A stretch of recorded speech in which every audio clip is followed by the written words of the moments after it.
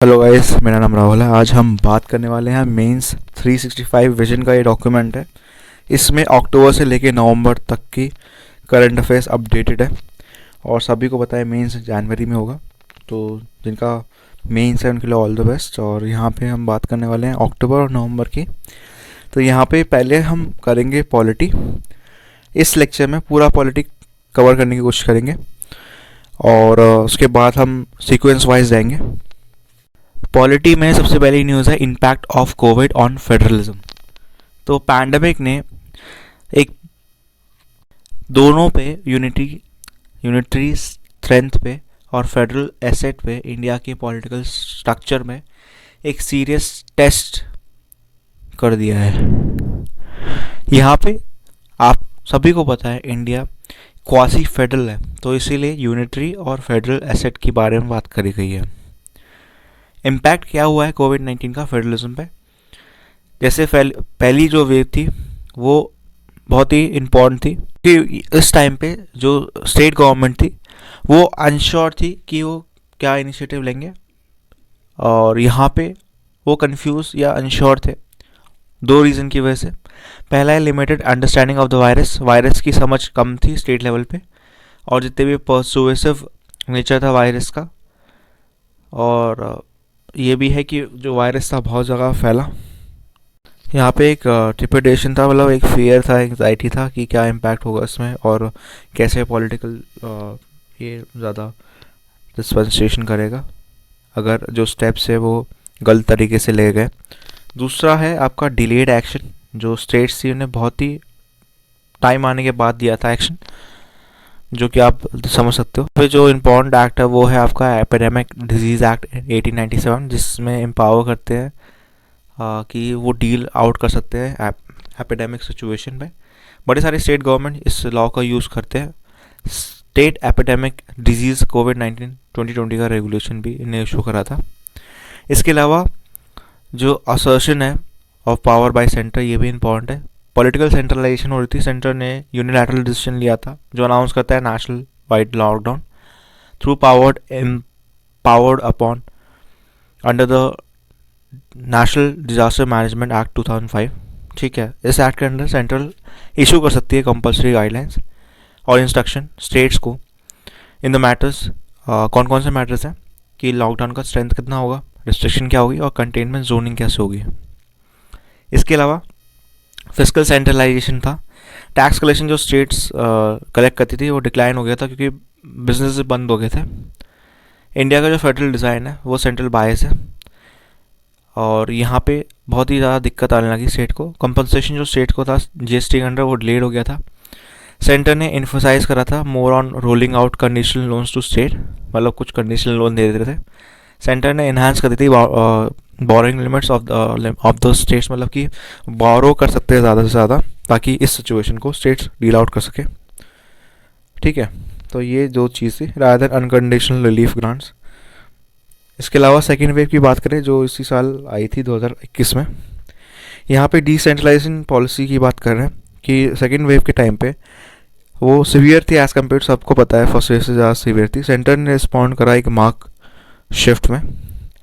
इसमें की एरियाज पे ध्यान दिया गया, वैक्सीन प्रोक्योरमेंट और डिस्ट्रीब्यूशन बीइंग डिसेंट्रलाइज्ड। कंट्री ने बहुत ज़्यादा फेस करा एक्यूट वैक्सीन शॉर्टेज। बड़े सारे स्टेट गवर्नमेंट ने ये कॉल आउट करा कि ऑटोनॉमी होनी चाहिए ताकि वो प्रोक्योर करे वैक्सीन इंटरनेशनल मार्केट से। स्टेट्स को प्रोस्पेक्टिव बिडर्स नहीं मिल पाए, और यहाँ पे प्राइस जो था डिफरेंशिएशन था वैक्सीन का, मतलब डिफरेंट था, जिसकी वजह से क्योटिक सिचुएशन आ गई और ये कंटेजियस होगी, और यहाँ पे जो इंडियन फेडरल स्ट्रक्चर था वो हिल गया था। यहाँ पे रिक्वायरमेंट थी सुप्रीम कोर्ट की कि वो इंटरवेन करे ताकि वो इस सिचुएशन को डील आउट करे और एंड करे सेंटर स्टेट डेडलॉक। लेसन्स क्या हम लर्न कर सकते हैं कोविड-19 पैंडेमिक में गवर्नेंस के पर्सपेक्टिव पे? पहला है कॉम्प्रिहेंसिव नेशनल पॉलिसी या पब्लिक हेल्थ लेवल पे, या लॉ जो डील आउट करता है इन पे। तो जो पब्लिक हेल्थ है उसमें बड़े सारे प्रोविजन होने चाहिए जो इंश्योर करते हैं हेल्थ केयर टू सिटीज़न। जो रोल है यूनियन, स्टेट और लोकल गवर्नमेंट का वो क्लियरली डिफाइन होना चाहिए। Without creating any conflict. Right to health expressively mention होना चाहिए कॉन्स्टिट्यूशन में। इसके अलावा एक इंस्टीट्यूशन मैकेनिज्म होना चाहिए जो इस्टेब्लिश करे एक नेटवर्क गवर्नमेंट के साथ, रिसर्चर्स के साथ, हेल्थ केयर प्रोवाइडर्स के साथ, जो इंक्लूड करें। क्लियरली स्टेट वेरियस प्रोसेस होना चाहिए, मशीन मैकेनिज्म होना चाहिए जो ट्रैक आउट कर रहे हैं टेस्टिंग को, treatment for controlling epidemic through appropriate and timely intervention national, state और लोकल लेवल पे। इसके अलावा फेडरल कोऑपरेशन की बात करें तो बड़ा फंडामेंटल लेसन जो इंडिया सीखती है सेकेंड वेव से कि मैनेज करना चाहिए नेशनल क्राइसिस, मतलब मैनेज कैसे करें नेशनल क्राइसिस में। एक हेल्थी कोऑपरेशन होना चाहिए सेंटर और स्टेट के बीच में। इसके अलावा डिसेंट्रलाइज आर्किटेक्चर और गवर्नेंस होनी चाहिए। ये जो वॉर है अगेंस्ट द पैंडेमिक ये एक्चुअली फॉट होती है बहुत सारे लेवल पे, जिसमें लोकल भी आते हैं। इस एरिया में जहाँ हेल्थ है, प्रिवेंटिव हेल्थ केयर रिस्पॉन्सिबल है लोकल बॉडीज़ पे। हैंस जो सेंटर और स्टेट है एक सिग्निफिकेंट रोल है इनका कोऑर्डिनेशन पे, ओवरऑल डायरेक्शन में, लोकल एक्शन में, जो वाइटल है, इंपॉर्टेंट है किसी भी सक्सेस में अगेंस्ट द पैंडेमिक। इसके अलावा यहाँ पे रिकमेंडेशन जो पार्लियामेंट्री स्टैंडिंग कमेटी है होम अफेयर्स की, इसके बारे में बात करें तो उसमें 4 पॉइंट इंपॉर्टेंट है। एक तो ये अमेंड करता है एनडीएमए 2005 का। यहाँ पे एनडीएमए हेल्प आउट करता है रिस्पॉन्स टू कोविड-19 पैंडेमिक। इसका मतलब ये नहीं है कि ये आगे जाके अगर होगा तो हेल्प आउट नहीं कर पाए, बट ऐसे अमेंडमेंट्स होने चाहिए जो मतलब बहुत फ्यूचर रेडी होने चाहिए। इसके अलावा अमेंड करना चाहिए एपिडेमिक एक्ट 1897 वाला, जो बहुत ही इम्पोर्टेंट है क्योंकि आज के टाइम की जो क्राइसिस है वो अलग है और आज के टाइम पे जो चीज़ है वो डिफरेंट है उस एक्ट से। तीसरा है कि पब्लिक एक्सपेंडिचर बढ़ना चाहिए हेल्थ केयर सेक्टर पे। फोर्थ है आपका कि इनकोऑपरेट करना चाहिए लेसन्स जो सीखे गए हैं और एक्सपीरियंस गेन हुआ है ड्यूरिंग कोविड-19 आउटब्रेक, जिसमें स्टैंडर्ड ऑपरेटिंग प्रोसीजर आते हैं, लॉकडाउन आते हैं, पब्लिक हेल्थ मैनेजमेंट आता है। नेक्स्ट न्यूज़ है आपकी 7 शेड्यूल से आ रही है। 15 फाइनेंस कमीशन जो आपका एनके सिंह है जिनने चेयर करा है, चेयरमैन है जिसके, उनने रफली रिव्यू करा है 7 शेड्यूल कॉन्स्टिट्यूशन का in the wake of current challenges of climate change and the pandemic. तो आप देख सकते हो टॉपिक एट ग्लांस पे। इंडियन काउंसिल एक्ट 1861, फिर गवर्नमेंट ऑफ इंडिया एक्ट 1909, 1919, फिर JCR 1934 और गवर्नमेंट ऑफ इंडिया एक्ट 1835, और फिर कॉन्स्टिट्यूशन असेंबली डिबेट्स में ये सारा इवॉल्व हो रहा था 7 शेड्यूल। और देन फिर आपका 7 शेड्यूल आ गया जिसमें सेंटर, स्टेट और कॉन्करेंट लिस्ट है।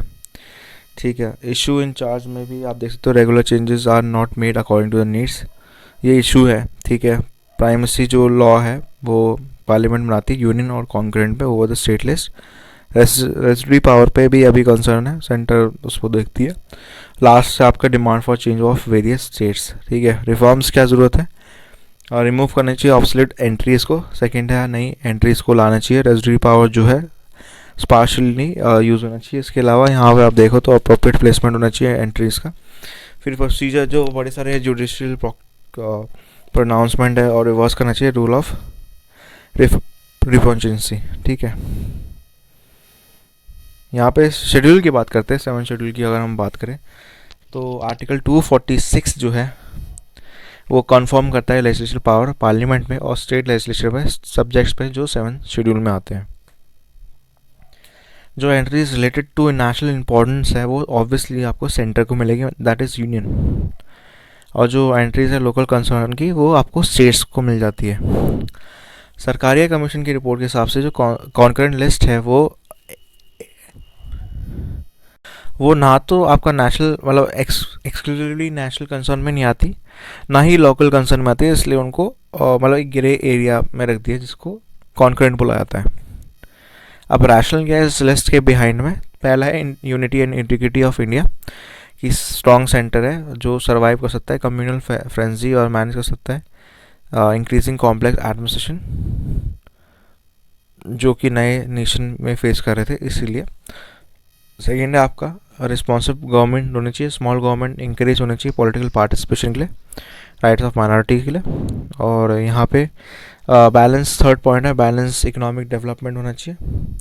अनस्टेबल फाइनेंशियल पोजीशन इंडिया जो नया इंडिया का है वो फेवर करता है सेंट्रलाइजेशन को। प्रोविजनल ऑटोनॉमी एक इम्पॉर्टेंट चीज़ होती है, वो हिंडर करती है equitable distribution of wealth and development, ठीक है।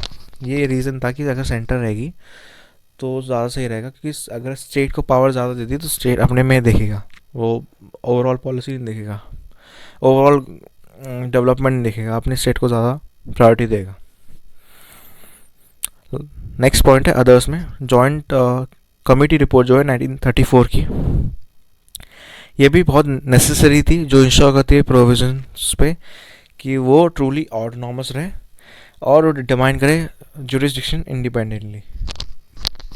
इसके अलावा ये इंडिकेटिव है स्पिरिट का, जो कोऑपरेशन करती है आपका सेंटर और स्टेट्स के बीच में।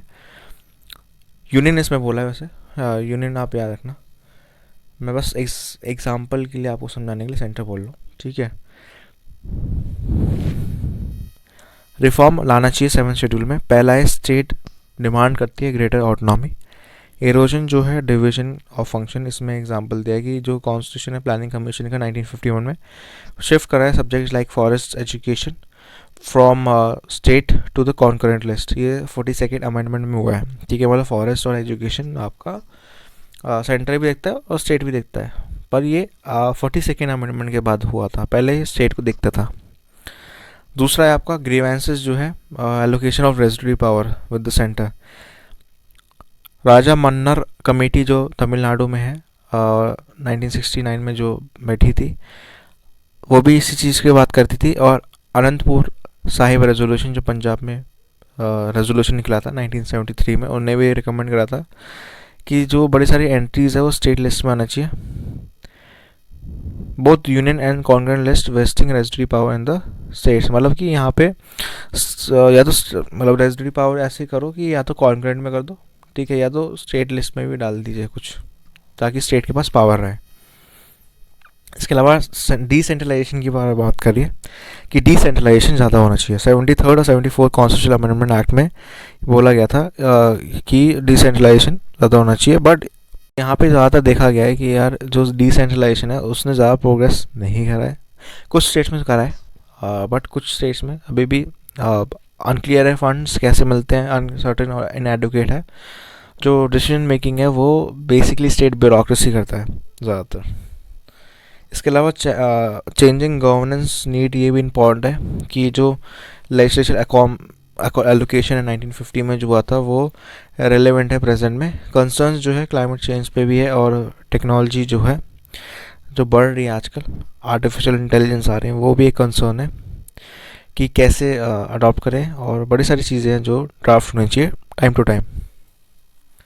तो यहाँ पे अगर सेंट्रली स्पॉन्सर्ड स्कीम जो है फ्लेक्सिबल होंगी और अलाउ करेंगे स्टेट को अडाप्ट करने के लिए, इनोवेट करने के लिए, तो बहुत ही अच्छा रहेगा। रिकमेंडेशन क्या है सरकारी कमीशन की 1988 की? पहला है रेजिस्ट्री पावर जो ट्रांसफ़र करती है यूनियन लिस्ट से कॉन्करेंट लिस्ट पे, एक्सेप्ट जो रेजिस्ट्री पावर है वो इम्पोज करती है टैक्सेस जो कि रिटेन हो सकते हैं यूनियन लिस्ट पे। सेकेंड है स्टेट जो है कॉन्स्टिट्यूट करती है by the centre before the latter exercises power of the concurrent list entries. Third है सेंटर को लिमिट लानी चाहिए जो फील्ड में है, ताकि वो ऑक्यूपाई करे with respect to concurrent list entries जो है वो नेसेसरी है, जो इंश्योर करती है यूनिफॉर्मिटी बेसिक इश्यूज पे जो नेशनल पॉलिसी की है। वे फॉरवर्ड की अगर हम बात करें तो पहला है कोऑपरेशन। इंस्टीट्यूशनल स्ट्रक्चर जो है रिक्वायर करता है मैंडेटरी कंसल्टेशन जो यूनियन और स्टेट्स के बीच में होता है इन एरिया ऑफ लेजिस्लेचर जो होता है कॉन्करेंट लिस्ट के अंडर। इसके अलावा रेजिस्ट्री पावर के अंडर यहाँ पे इम्पॉर्टेंट है ये एक लास्ट रिजॉर्ट होना चाहिए, not the primary means for completing the exhaustiveness of list. Third है आपका कॉन्करेंट लिस्ट मैटर्स जो सेंट्रल है और अचीव करते हैं डेमोन्स्ट्रेबल नेशनल इंटरेस्ट, जैसे MM पुंची कमीशन 2010 में। यहाँ पे एक पीरियोडिक रिव्यू होना चाहिए लिस्ट का जो फोकस करता है, पहला रिमूव करना चाहिए एंट्रीज जो ऑब्सोलीट है, जैसे एंट्री 34 है लिस्ट 1 में जो कि बात करती है court of wards for the states of the rule of Indian states. और दूसरा है एंट्री नंबर 37 लिस्ट 3 मतलब कॉन्करेंट में आती है बॉयलर्स की। तो ऐसी कुछ लिस्ट है जो हटनी चाहिए, उसमें कुछ रिफॉर्म्स आने चाहिए। सेकंड है एंट्रीज जो है प्रेजेंट में ऐड होनी चाहिए as per the need of the governance जो रिड्यूस करती है लेजिस्लेशन डोमेन रेजिस्ट्री पावर के टू अ मिनिमम, जिसमें डिजास्टर मैनेजमेंट आता है, कंज्यूमर प्रोटेक्शन आता है, टेररिज्म आता है, इमर्जिंग टेक्नोलॉजीज आती है। थर्ड है अप्रोप्रिएट प्लेसमेंट होना चाहिए एग्जिस्टिंग एंट्रीज का। ये फ्रेमवर्क सजेस्ट करती है विधि सेंटर फॉर लीगल पॉलिसी जो अडॉप्ट करती है। इस इम्पॉर्टेंट चीज़ है क्योंकि ये कंसिस्ट करती है दो पुराने प्रिंसिपल को। पहला है इंश्योर करती है unity and integrity of India. Second है अचीव करती है बैलेंस इकोनॉमिक डेवलपमेंट, जो कि बेसिकली कॉन्स्टिट्यूशन असेंबली से डिबेट से डिराइव होता है। एज वेल जो दो नए प्रिंसिपल है, प्रमोट करती है कल्चरल ऑटोनॉमी, डाइवर्सिटी, इनेबल करती है रिस्पॉन्सिव गवर्नेंस जो कि इमर्ज होती है इंडिया के पोस्ट इंडिपेंडेंस एक्सपीरियंस से। नेक्स्ट अगर हम न्यूज़ की बात करें तो नॉर्थ ईस्ट से आ रही है। इंटर स्टेट बॉर्डर डिस्प्यूट जो इंडिया में है, ठीक है, असम और मेघालय रिसेंटली उन्हें सेटल करा है एक इशू पे जो कि बड़े टाइम से पेंडिंग था, long pending inter state border dispute था इन एटलीस्ट 6 एरियाज। तो इसके बारे में हम जानते हैं अच्छे से। तो मेघालय आप सभी को पता है असम से निकला था 1972 में, फुल फ्लेज स्टेट ये बना था 1972 में। यहाँ पे इम्पॉर्टेंट चीज़ है ये। बाकी जो ये बाउंड्री वैसे इतना इम्पॉर्टेंट नहीं है, पर with over 884 kilometres of border 12 points है जो डिस्प्यूट है। ये डिस्प्यूट पॉइंट इंपॉर्टेंट है कि कहाँ कहाँ डिस्प्यूट है, जो स्पेसिफिकली जो ब्लैक में मार्क है 12 पॉइंट्स है डिस्प्यूट के, जो 2 स्टेट्स पे है, जिसमें आता है लैंगपिक, बोको, ठीक है। और ये डिस्ट्रिक्ट जो है आपके कमरूप मेट्रोपॉलिटन और हाईली कांडी डिस्ट्रिक्ट आते हैं। ये जो डिस्ट्रिक्ट है ये स्टेम होते हैं मेघालय गवर्नमेंट में, क्योंकि उन्हें रिफ्यूज़ कर लिया था to accept Assam reorganisation Meghalaya act 1969 को, तभी इसके बाद से डिस्प्यूट आए हैं। रिसेंट डिसीजन जो है formation of special regional committee, दोनों स्टेट ने रिजॉल्व करने की बात करी है। तो ये इंपॉर्टेंट है, आप देख सकते हो मैप पे असम और मेघालय पास पास है, बोगो और लैंगपिक वेस्ट खाली हिल्स पे आप देख सकते हो, ठीक है।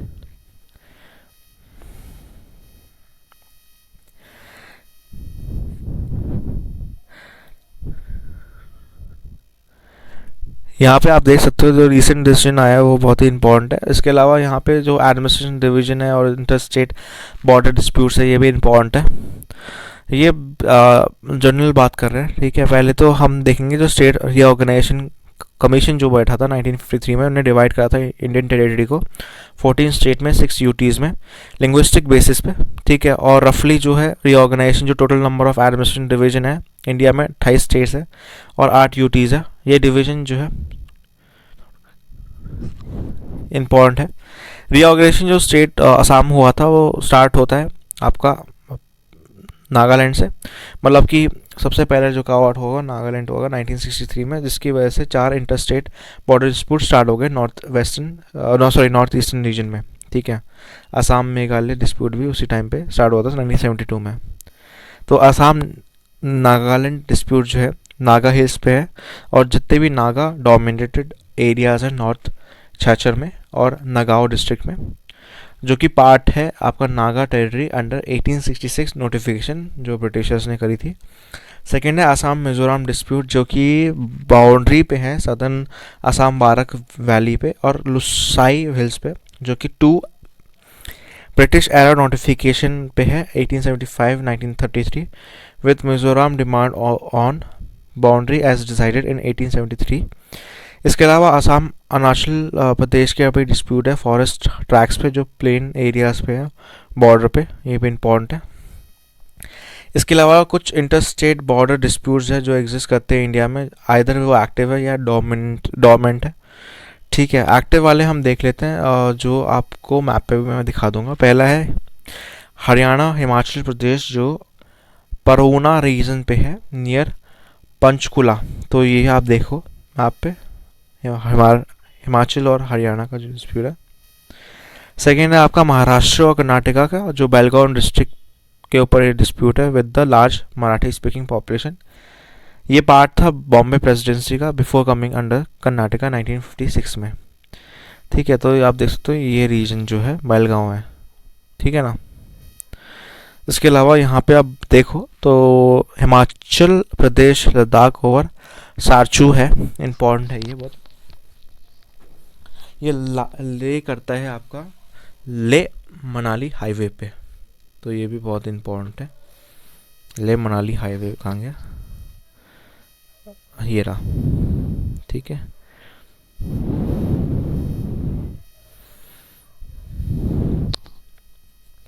सारचू पे है, ठीक है ना। डॉर्मेंट क्या है, मतलब जो ज़्यादा एक्टिव नहीं है अभी, बहुत ही डॉर्मेंट में अभी ज़्यादा एक्टिव नहीं है वैसे, बहुत ही कम डिस्प्यूट होता है इस पर। उड़ीसा वेस्ट बंगाल इशू है कुछ मेनलैंड बाउंड्रीज पे, कनिका सैंड आइलैंड पे जो बे ऑफ बंगाल में आता है, ठीक है। आप देख सकते हो जैसे मैप पे, ठीक है। यहाँ पे हरियाणा पंजाब है चंडीगढ़ पे, सभी को पता है। कर्नाटका केरला है कासरगोड पे जो कि पार्ट है केरला का, जिसमें बड़े सारे कन्नड़ स्पीकिंग पीपल है। और गुजरात राजस्थान का है मानगढ़ हिल पे, ठीक है ना।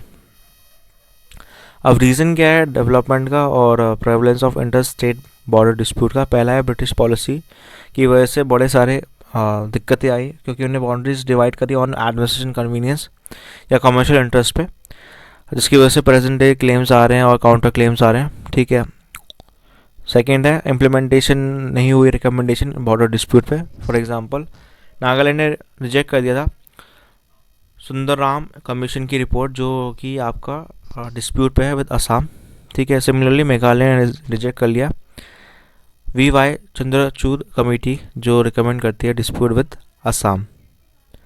नेक्स्ट है आपका फेलियर है कॉन्स्टिट्यूशन मैकेनिज्म का जो एड्रेस करती है बॉर्डर डिस्प्यूट का। आर्टिकल 131 क्लॉज C जो है ओरिजिनल जुडिशन की बात करता है सुप्रीम कोर्ट की, जो एक्सटेंड करता है कोई भी डिस्प्यूट जो 2 या उससे ज़्यादा स्टेट्स पे हो रहा है involving legal issue exclusively, but कोई भी सोल्यूशन नहीं आया अभी तक क्योंकि स्टेट कोऑपरेट ही नहीं कर रहे और दूसरा सुप्रीम कोर्ट भी नहीं कुछ कह रहा। जो असम और अरुणाचल बॉर्डर ये डिस्प्यूट है ये सुप्रीम कोर्ट में था सिंस 1989, ठीक है। असम और नागालैंड का डिस्प्यूट की बात करें तो यहाँ पे दोनों जो स्टेट है ने एक्सप्रेस करा है वन और बोथ स्टेट रिजर्वेशन ऑफ, उन्होंने एक चीज़ पे सहमति करी कि सुप्रीम कोर्ट का जो अपॉइंटेड कमीशन रिपोर्ट होगी उस पर होगी और not accepted supreme court appointed mediators report respectively. Similarly जो आर्टिकल 263 है प्रोवाइड करता है इंटर स्टेट काउंसिल पे, ठीक है। इसके अंडर आर्टिकल 263 क्लॉज A जो है कॉम्पिटेंट इनफ है कि वो इंक्वायर करे एडवाइस करे अपॉन द डिस्प्यूट जो स्टेट्स के बीच में हो रहे हैं। ये अपॉइंट हुआ था ओनली आफ्टर सरकारी कमीशन रिकमेंडेशन जो 1990 में हुआ था। इसके अलावा डिसअपॉइंटमेंट होती है जोनल काउंसिल पे। यहाँ पे जोनल काउंसिल जो सेटअप होती है आपका स्टेट रीऑर्गेनाइजेशन एक्ट 1956 के अंडर, और नॉर्थ ईस्ट काउंसिल जो आपका नॉर्थ ईस्टर्न काउंसिल एक्ट 1971 के अंदर होती है। इंटर स्टेट काउंसिल जो मीट करती है जोनल काउंसिल पे वो बहुत ही कम फ्रीक्वेंट है और मेनली रिवॉल्व करती है अराउंड अदर इशूज़। जो लिमिटेशंस है यहाँ पे इंपॉर्टेंट चीज़ है। नेक्स्ट पॉइंट है लिमिटेशन जो यूनियन गवर्नमेंट की इंटरवेंशन पे है कि यूनियन गवर्नमेंट है मतलब ऐसा फैसिलिटेटर करना चाहिए जो एमिकेबली सेटल करे डिस्प्यूट को, ठीक है, कोऑपरेशन के थ्रू करे स्टेट के साथ। नेक्स्ट है पॉलिटिकल अपॉर्चुनिस्ट। तो यहाँ पे इम्पॉर्टेंट है कि inter state dispute vote bank politics की वजह से होता है, ठीक है। अदर रीज़न की बात है तो यहाँ पे थ्रेट पर्सपेक्टिव है इंडिजिनियस पीपल का आउटसाइडर्स से। फिर माइग्रेशन का इकोनॉमिक कंपटीशन है जो स्टेट और अन्य रिसोर्सेज पे है, और कॉम्प्लेक्सिटी जो ट्रेन और जोग्राफिकल फीचर्स जैसे फॉरेस्ट हो गया, रिवर्स हो गया, ये प्रॉपरली आइडेंटिफाई और मार्क करते हैं बाउंड्रीज। इसके अलावा कॉन्सिक्वेंस जो है इंटर स्टेट डिस्प्यूट के बारे में बात करें तो सोशल में आपका वायलेंस जो है स्टेट्स पे बड़ा देखा गया। रिसेंटली असम और मिजोरम के डिस्प्यूट बहुत वायलेंट क्लैश हुआ था जिसमें 5 पुलिसमैन मारे गए थे, और ये थ्रेट बनता है सोशल हार्मनी पे इस रीजन में ड्यू टू डैमेज जो सोशल फैब्रिक पे होता है सोसाइटी पे। सेकंड है इकोनॉमिक की बात करें तो लैक ऑफ ग्रोथ और डेवलपमेंट जो है डिस्प्यूटेड रीजन की बात करें यहाँ पे अनवांटेड कॉस्ट एस्केलेशन है लोगों का, बिजनेस जो एडिशनल सिक्योरिटी डिप्लॉयमेंट होती है डिस्प्यूटेड बॉर्डर्स पे। और थर्ड है पॉलिटिकल की, अगर हम बात करें तो डोमिनियन इफेक्ट आता है यहाँ पे, या चेन रिएक्शन आता है डिस्प्यूटेड बॉर्डर्स पे, जो इंटर स्टेट डिस्प्यूट में, जैसे रिवर वाटर हो गया, माइग्रेशन हो गया, तो ये भी एक दिक्कत है। लास्ट है रिवर, यहाँ पे सक्सेसनेस टेंडेंसी भी बढ़ती है, जो कि थ्रेट देती है आपकी इंटरनल सिक्योरिटी को। सेक्शन का मतलब कि हम अलग हो जाएंगे वैसा, ठीक है। फॉर इंस्टेंस बड़े सारे कन्फ्लुएंस होते हैं ग्रुप्स के कि एनिमीज़ के साथ, कि हम बड़े हॉस्टाइल नेबर्स के साथ वो मिल जाते हैं, या दोस्ती कर लेते हैं, जैसे पाकिस्तान के साथ कर लेते हैं, ठीक है। या मतलब पहले का बहुत चल रहा था, जैसे मिज़ोरम का अगर याद होगा कि पाकिस्तान जो उस टाइम पे ईस्ट पाकिस्तान हुआ करता था, आज के टाइम का बांग्लादेश, उसमें बड़े हेल्प करी थी पाकिस्तान ने भी। वैसे आजकल भी बहुत हेल्प मिल जाती है बाहर से। करे पहला है सेटअप करना चाहिए स्टेट कमिटीज जो वर्क करे सर्वे ऑफ इंडिया के साथ और बड़े सारे न्यूट्रल एजेंसी के साथ जो लैंड सर्वे करे। सेकेंड है मेंटेन करे पीस और ट्रैंक्विलिटी डिस्प्यूटेड एरियाज में, जिसमें लिमिटेड प्रेजेंस हो पुलिस पर्सनल का। टेक्नोलॉजी का यूज़ हो, जैसे यूएवी, सैटेलाइट इमेजरी, या जो होती है विजिलेंस के लिए। इसके अलावा क्रिएटिंग नो मैंस लैंड जो होना चाहिए अलॉन्ग द बॉर्डर, ये भी इंपॉर्टेंट है। रिमूव करना चाहिए इंक्रोचमेंट दोनों साइड से, कंट्रोल करता है economic social interest behind the dispute. इसके अलावा फ्रीक्वेंट मीटिंग्स होती है इंटर स्टेट काउंसिल की, जोनल काउंसिल की, कन्वर्जेंस ऑफ इंटरेस्ट की, जो कि स्टेट्स के बीच में होती है, और सजेस्ट करता है इंस्टीट्यूशनल सोल्यूशन जो बेनिफिट करता है दोनों को बाय डिस्प्यूटेड रेजोल्यूशन। इसके अलावा यहाँ पे टाइम बाउंड रेजोल्यूशन जो है बॉर्डर डिस्प्यूट केसेस का, ये भी इम्पॉर्टेंट है। ये मैकेनिज्म बेसिकली इंप्लीमेंट करता है ऑर्डर्स को, या रिकमेंडेशन देता है कोर्ट के, मॉनिटर करता है कमीशन या मीडिएटर्स ट्राइब्यूनल का।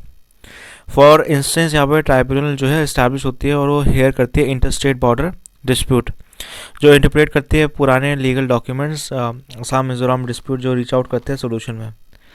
क्रिएशन होता है conductive environment by union government, जो फैसिलिटेट करता है कमिंग टुगेदर ऑफ स्टेट्स। ये बेसिकली आपका स्पिरिट पर रहता है कोऑपरेटिव फेडरलिज्म में, जो अग्रीमेंट पे बात करता है मीडिएशन की, या इम्प्लीमेंट करता है एग्जिस्टिंग रिकमेंडेशन फ्रॉम कमिटीज़ और जॉइंट एडमिनिस्ट्रेशन। लास्ट पॉइंट है नेशनल पार्टीज़ जो है वो यूज़ कर सकती है पार्टी मशीनरी, जो रीच आउट करती है पॉलिटिकल अंडरस्टैंडिंग, अवॉइड करती है रेपरकशन सोशल इकोनॉमिक स्पेयर में, और बाउंड्रीज को लैंड पे रहते हैं rather than in the mind of people. Next news है आपकी सीबीआई वर्सेस स्टेट, ये बहुत ही इंपॉर्टेंट है। यहाँ पे क्या बोला गया है, सेंट्रल गवर्नमेंट ने ये बोला गया है, सुप्रीम कोर्ट को बोला कि जो वेस्ट बंगाल गवर्नमेंट ने बोला कि सीबीआई के पास पावर नहीं है कि वो मतलब देखे इस मैटर को, या इन्वेस्टिगेट करे क्राइम जो हुआ है स्टेट में। तो यहाँ पे आर्टिकल 131 कॉन्स्टिट्यूशन का बहुत इंपॉर्टेंट है। वेस्ट बंगाल गवर्नमेंट ने चैलेंज करा है सीबीआई की जुरिसडिक्शन को कि वो रजिस्टर कर सकती है एफआईआर और कंडक्ट करती है इन्वेस्टिगेशन स्टेट में, या न्यूमरस केसेस जहाँ पे वो विड्रॉ कर रही है जनरल कंसेंट, जो कि बॉक्स में भी है टू द सीबीआई इन 2018, जो हम आगे जाके देखेंगे। आर्टिकल 131 क्या है, ये बहुत इंपॉर्टेंट है, सबको जानना चाहिए। ये डील आउट करता है आपका ओरिजिनल जुरिसडिक्शन जो होती है सुप्रीम कोर्ट की, जहाँ पे एपेक्स कोर्ट जो है डील आउट करती है कोई भी डिस्प्यूट जो सेंटर स्टेट का होता है। सेंटर या स्टेट जो है एक साइड पे होते हैं, और अनदर जो स्टेट होती है, या उसमें 2 या उससे ज़्यादा स्टेट्स होती हैं। इसके अलावा 8 जो स्टेट है उन्हें करंटली विड्रॉ करा है कंसेंट से टू द सीबीआई, जिसमें महाराष्ट्र, पंजाब, राजस्थान जैसी चीज़ें आती हैं। इसके अलावा why such issues emerge in a case of cooperative federalism, ये एक क्वेश्चन आता है। तो यहाँ पे जो आपका कोऑपरेटिव फेडरलिज्म है, ये एक हॉरिजॉन्टल रिलेशनशिप है बिटवीन यूनियन और स्टेट्स का, और ये शो करते हैं neither is above the other. However various issues में ये एक इमर्जिंग है, इंश्योर करती है कोऑपरेटिव फेडरलिज्म बड़े सारे रीजन की वजह से। पहला है कॉन्करेंट ज्यूरिसडिक्शन, तो यहाँ पे बॉडी जैसे सीबीआई होगी, नारकोटिक्स होगी, कंट्रोल ब्यूरो होगी, ये रिक्वायर कि मल्टी ज्यूरिसडिक्शन क्राइम्स जो है कॉन्करेंस पे ले विद लोकल पुलिस फोर्सेस, और प्रीएम्पशन कॉज करे रिकरेंट फेडरल इश्यूज़ पे। इसमें एग्जांपल दिया है, पुलिस जो एक स्टेट सब्जेक्ट है 7 शेड्यूल के अंदर जो आता है, वो कॉन्फर्म करता है स्टेट्स पे एक्सक्लूसिवली, ये डोमेन रहता है स्टेट को कि वो लॉ बना सकती है रिगार्डिंग द सेम। हाउएवर जो Delhi special police establishment act है 1946 का, वो ये इस्टेब्लिश करता है कि सीबीआई कंटिन्यू कर सकती है as a function of central agency और कैरी आउट कर सकती है फंक्शन एज पुलिस। ठीक है, तो ये इंपॉर्टेंट चीज़ है। इसके अलावा सेंट्रलाइजेशन होती है पावर की, यहाँ पे सेंट्रलाइजेशन क्रिएट करती है ट्रेड ट्रस्ट डेफिसिट जो सेंटर और स्टेट के बीच में होती है। However at the same time weak central authority interest नहीं देती ऑफ द नेशन, और ये इनकेपेबल है इंश्योरिंग पीस और coordinating vital matters of common. अब यहाँ पे कॉम्प्लेक्सिटी भी देखी गई है आर्टिकल 131 में। Over the year supreme court ने हेटरोजीनियस डिसीजन लिए जहाँ पे स्टेट ने चैलेंज करा है सेंटर को अंडर आर्टिकल 131। इसमें एग्जांपल दिए केस लॉ है आपका state of MP versus union of India case है, 2011 का केस है। सुप्रीम कोर्ट ने हेल्ड कराया वैलिडिटी सेंट्रल लॉज की कि वो चैलेंज होते हैं under article 32 of the constitution, not under article 131।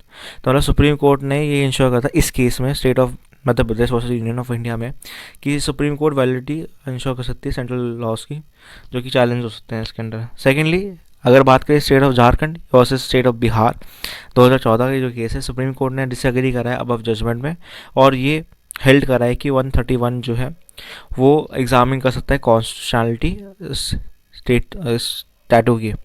ठीक है, तो ये भी कॉम्प्लेक्सिटी है इसमें जजमेंट में कि 3 साल बाद आपने अलग बोल दिया। नेक्स्ट पॉइंट है कि इंडिपेंडेंस इंस्टीट्यूशन नहीं है जो रिजॉल्व करती है फेडरल इश्यूज़ को। जैसे सरकारी कमीशन ने सेटअप करा है एक inter state council secretariat, but ये सेटअप जो होता है with in union home ministry होता है और ये सीज है कि ये इंडिपेंडेंट बॉडी को फोस्टर करे कोऑर्डिनेशन का या मैनेज करें इंटर गवर्नमेंटल बार्गेनिंग या कॉन्फ्लिक्ट रेजोल्यूशन। गवर्नमेंट जो है डिफरेंट पॉलिटिकल पार्टी की, जहाँ पे different political party from government जो है सेंटर और स्टेट में ऑफन उनका जो इंटरेस्ट है वो अलाइन नहीं रहता। रिजल्ट इसका क्या होता है कि फेडरल कॉन्फ्लिक्ट होता है यहाँ पे। ठीक है, यहाँ पे और भी चीज़ें इंपॉर्टेंट है जैसे आप देख सकते हो कि वे फॉरवर्ड में कोऑपरेटिव फेडरलिज्म की बात करें, इंप्लीमेंट करता है रिकमेंडेशन सरकारी कमीशन की। पुंछी कमीशन की जो रिकमेंडेशन है बहुत इंपॉर्टेंट है। इसमें क्या क्या रिकमेंडेशन है, पहला है ऑफिस ऑफ गवर्नर जो है ए पॉलिटिकल होना चाहिए, मतलब वो पॉलिटिकल बाइस में नहीं आना चाहिए। सेकेंड है एक्सटेंड करना चाहिए mandate of inter state council beyond aid and advice. Guidelines जो प्रिवेंट करती है प्रेसिडेंट की वीटो लेजिस्लेचर पे। इसमें स्टेट्स भी आते हैं जहाँ पे सेंटर एंटर करे इंटरनेशनल एग्रीमेंट पे। इसके अलावा यहाँ पे इसमें देखते हैं keeping states on board in central decision. Transparency जो है करंट मैक्रो इकोनॉमिक सिनेरियो में इसमें अप्रेजल आता है रेवेन्यू प्रोजेक्शन का। फ्रीक्वेंट कंसल्टेशन जो स्टेट गवर्नमेंट का है। लीगली गारंटी करता है ग्रेजुअल वाइडनिंग फिस्कल कैपेसिटी की करता है स्टेट्स की जो बिल्ड अप करते हैं trust between federal units government के। इलेक्टोरल रिफॉर्म्स की बात करें तो यहाँ पे एक लेवल प्लेइंग फील्ड जो है रीजनल पॉलिटिकल पार्टीज़ का है, रीजनल लीडर्स का है जो फैसिलिटेट करता है बड़े सारे कॉम्पिटिटिव पॉलिटिकल कंटेस्ट जो नेशनल और रीजनल लेवल पे होते हैं। इसके अलावा जो स्पेसिफिक रिकमेंडेशन जो बड़ी सारी बॉडीज़ के लिए होती है जैसे सीबीआई की, फॉलोअप करते हैं यहाँ पे यूरोपियन प्रिंसिपल सब्सिडियरिटी का और फ्रेम करते हैं डेफिनेट ग्राउंड्स जो जहाँ पे स्टेट गवर्नमेंट रिस्ट्रिक्ट करती है जनरल कंसेंट ट्रांसफर केसेस पे टू सीबीआई जो कि हायर लेवल इन्वेस्टिगेशन पे होती है और ये एड करती है रिड्यूस करती है फ्रिक्शन जो सेंटर और स्टेट के बीच में रहता है। इसके अलावा यहाँ पे स्टैच्यूटरी रिकग्निशन देता है सीबीआई को जो प्रोवाइड करती है कॉन्स्टिट्यूशनल रिकग्निशन इंडिपेंडेंस जो उनकी एग्जिस्टेंस की होती है डीएसपीई की। एक कॉम्प्रिहेंसिव सिस्टम है जो इन्वॉल्व करता है कोऑपरेशन लेजिस्लेचर का, एग्जीक्यूटिव का, जुडिशरी का, जो रिवाइव करती है लॉस्ट ग्लोरी जो सीबीआई की है।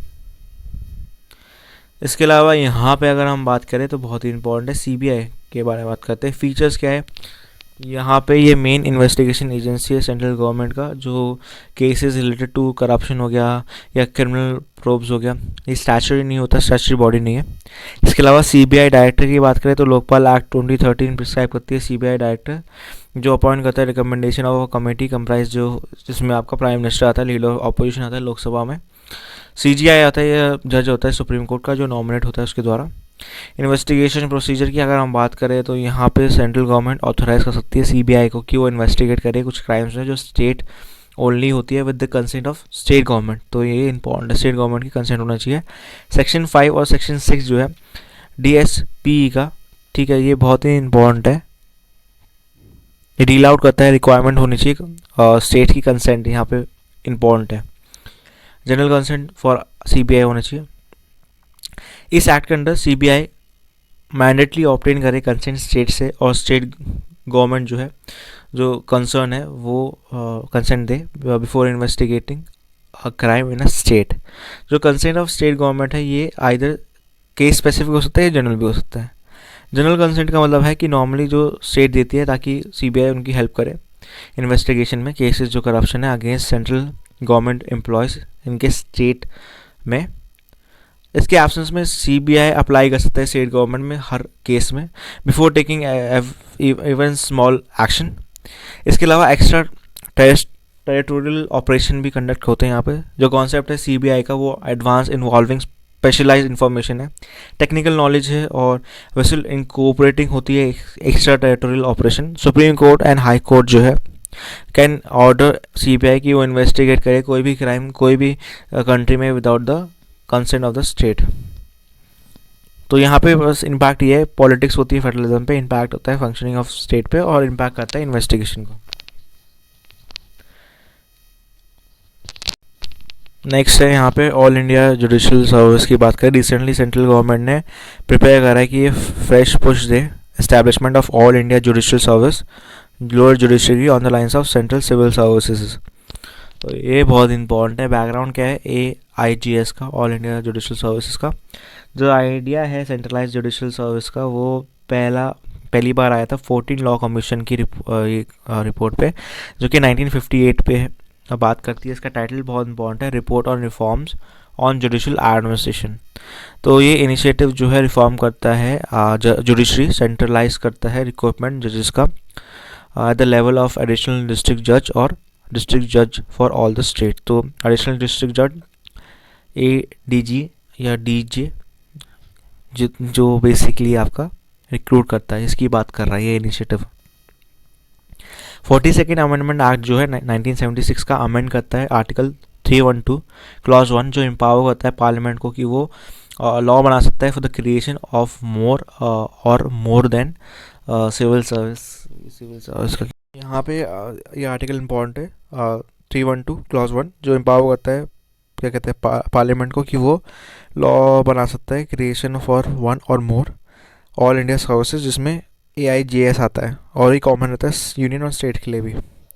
2006 में पार्लियामेंट्री स्टैंडिंग कमेटी जो है personnel public grievances law and justice जो है 15 रिपोर्ट बैक कर रही है idea of pan India judicial service का। बात करें AIGS पे, 1992 में सुप्रीम कोर्ट ने ऑल इंडिया जजेस association versus union of India में डायरेक्ट करा था सेंटर को कि सेटअप करे AIGS। फर्दर जो क्रिएशन है AIGS की वो कंसिडर करती है और रिकमेंड करती है by the first national judicial पे कमीशन, जिसको जाना आता है जस्टिस शेट्टी कमीशन। ये बहुत इंपॉर्टेंट कमीशन बनी थी। इसमें बेसिकली यही था कि डायरेक्शन दी थी सेंटर को कि सेटअप करे इसको, और ये जो क्रिएशन है AIGS का वो रिकमेंड हुआ था,